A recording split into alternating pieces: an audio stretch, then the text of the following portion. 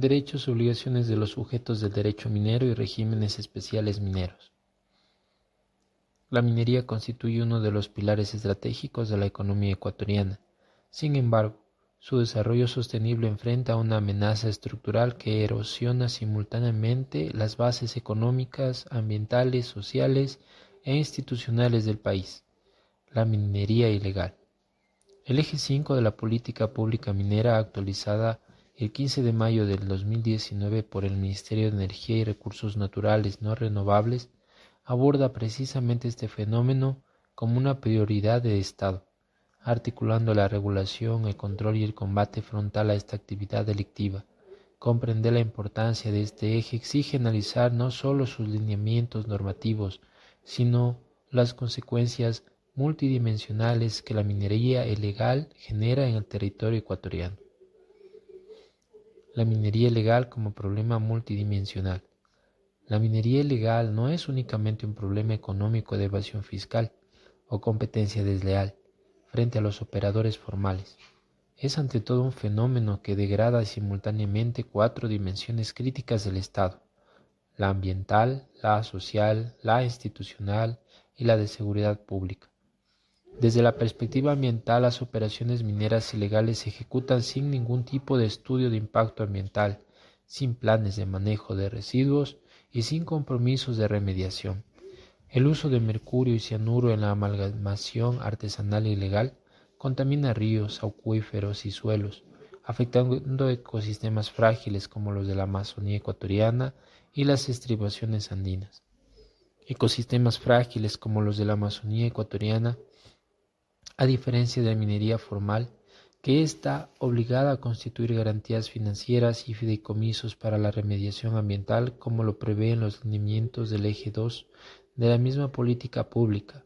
Los operadores ilegales no asumen ningún costo de sus externalidades negativas que recaen íntegramente sobre las comunidades y el Estado. Desde la dimensión social, la minería ilegal genera economías paralelas que desarticulan el tejido productivo local, atrae migración irregular, fomenta el trabajo infantil, precariza las condiciones laborales y propicia la violencia en zonas de influencia. Las comunidades que coexisten con estas actividades sufren la paradoja de ver sus recursos naturales extraídos sin recibir regalías, sin acceso a obras de infraestructura y sin beneficios redistributivos. Esto contrasta radicalmente con lo que el eje 3 de la política pública contempla: la redistribución de los recursos mineros mediante proyectos de inversión social y territorial en las zonas de influencia. En el plano institucional, la minería ilegal debilita la autoridad del Estado sobre su propio territorio y sus recursos naturales. Cuando el Estado es incapaz de garantizar el cumplimiento de su marco normativo en zonas remotas o de difícil acceso, pierde credibilidad tanto ante los operadores formales como ante la inversión extranjera. La existencia de zonas donde la ley se aplica de manera diferenciada crea incentivos perversos, desincentiva la formalización de los pequeños mineros que observan que operar ilegalmente no conlleva consecuencias efectivas y genera corrupción en las instituciones de control. Finalmente, la dimensión de seguridad pública es quizá la más alarmante. La minería ilegal en Ecuador ha mostrado crecientes vínculos en el crimen organizado transnacional, el narcotráfico y las economías criminales que operan en zonas fronterizas, el lavado de activos a través de la comercialización de minerales, especialmente el oro, convierte a la actividad minera ilegal en un vector del crimen organizado con capacidad de cooptar instituciones locales y financieras a través y otras actividades delictivas.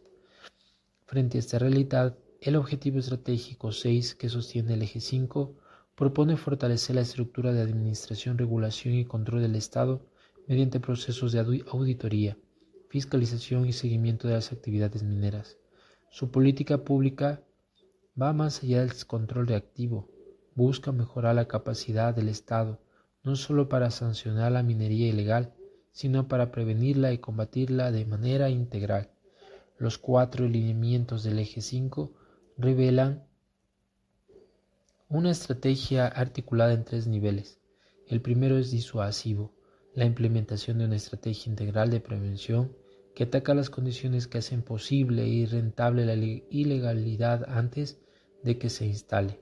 El segundo es el control activo, el fortalecimiento de la capacidad institucional de seguimiento, control y sanción, que exige dotar a las entidades competentes de recursos humanos, tecnológicos y financieros suficientes para actuar en el campo. El tercero es tecnológico, la trazabilidad del material minero para conocer el origen, los volúmenes de producción y el destino en la cadena de comercialización, lo que cierra los circuitos de blanqueo de minerales ilegales en el mercado formal.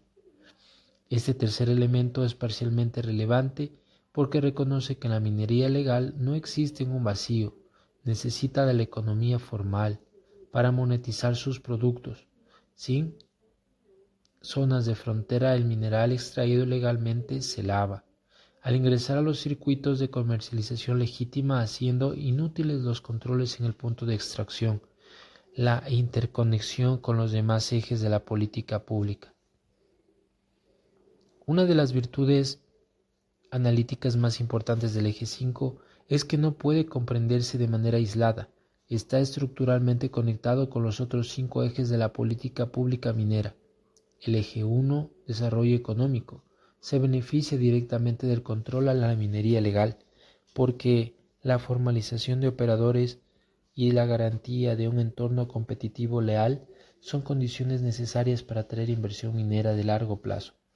Ningún inversionista serio destina capitales significativos a un sector donde operadores ilegales compiten sin costos ambientales ni tributarios. El eje 2, sostenibilidad ambiental y social, y el eje 5 son complementarios en la remediación. La minería ilegal genera los pasivos ambientales que el eje 2 debe reparar, sin control efectivo.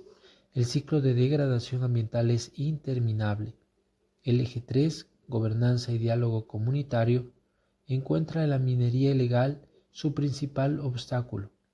Es imposible construir vínculos comunitarios sólidos y espacios de participación ciudadana en territorios donde la ley no se aplica.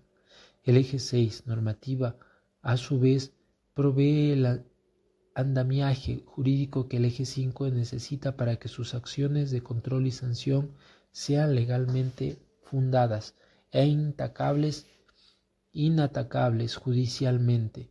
Los desafíos de implementación. Reconocer la importancia del eje 5 implica también reconocer las dificultades de su implementación. El combate a la minería ilegal exige coordinación interinstitucional completa, involucra al Ministerio Sectorial de Minería, a la Comisión Especial para el Control de la Minería Ilegal, SECMI, y las Fuerzas Armadas, a la Policía Nacional, al Ministerio del Ambiente, a la Autoridad Única del Agua, al Servicio de Rentas Internas y a los gobiernos autónomos descentralizados. La fragmentación de competencias entre estas entidades, la falta de sistemas de información compartidos y la insuficiencia de recursos operativos en zonas remotas han sido históricamente los principales obstáculos para la efectividad de los controles.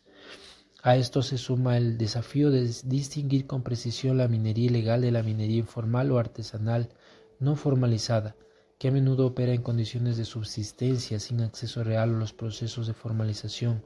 Una política de control que no haga esta distinción puede criminalizar a actores vulnerables que deberían ser objeto de acompañamiento y formalización, no de sanción penal. Hasta una próxima entrevista y encuentro. Gracias.